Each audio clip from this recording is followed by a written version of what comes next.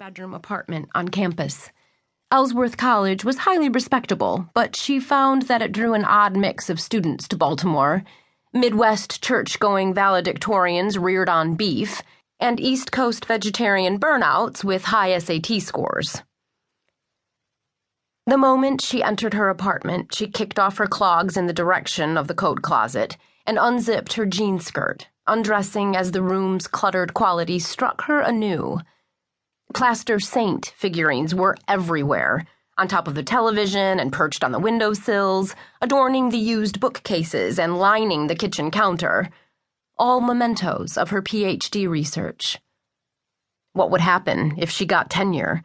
Would she stop cramming her saints inside the broken microwave and under the bed whenever she had to host the religion department's monthly wine and cheese gathering? Were there any sins more shocking among her peers than a little spirituality? Harlan, who taught early European history at Ellsworth, once pointed out that impoverished Chinese factory workers, most likely atheists, had produced most of her little statues. But that didn't bother her. It wasn't the statues that mattered, but what they represented.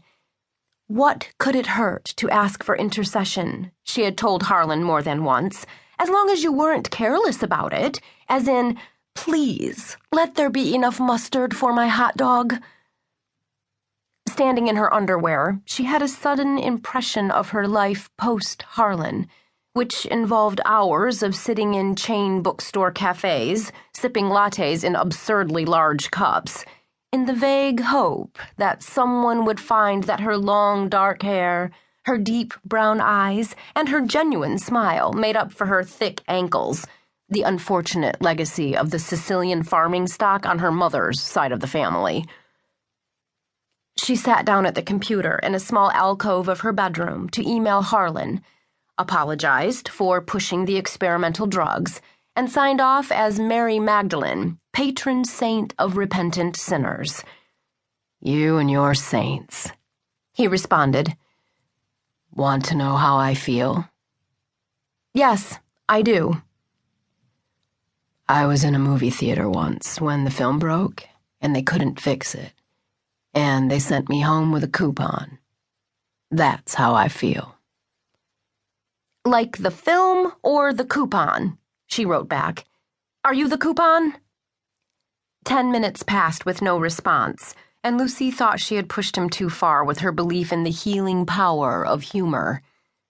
She pulled a long t-shirt over her head and brushed her teeth, checking and rechecking for a new email. "Okay," he finally wrote.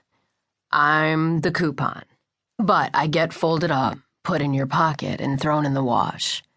I never get redeemed." "Is anyone truly redeemed?" she wrote back. "Only in cartoons. Meet me for lunch on Thursday at Artie's, around noon. I'll buy you some crab soup."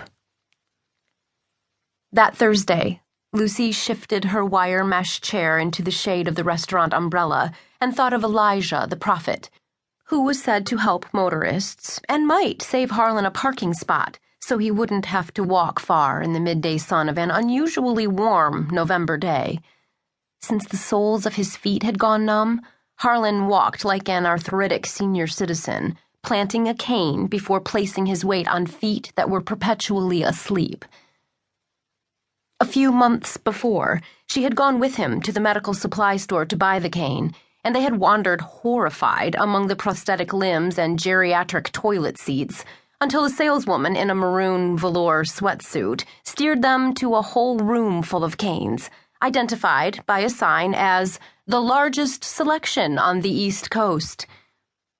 The saleswoman let Harlan try out the specialty canes, including one that carried 5 brandy flasks inside the wooden shaft, one that concealed a 23-inch stainless steel sword, and one that converted into a pool stick with blue chalk inside the knobbed handle.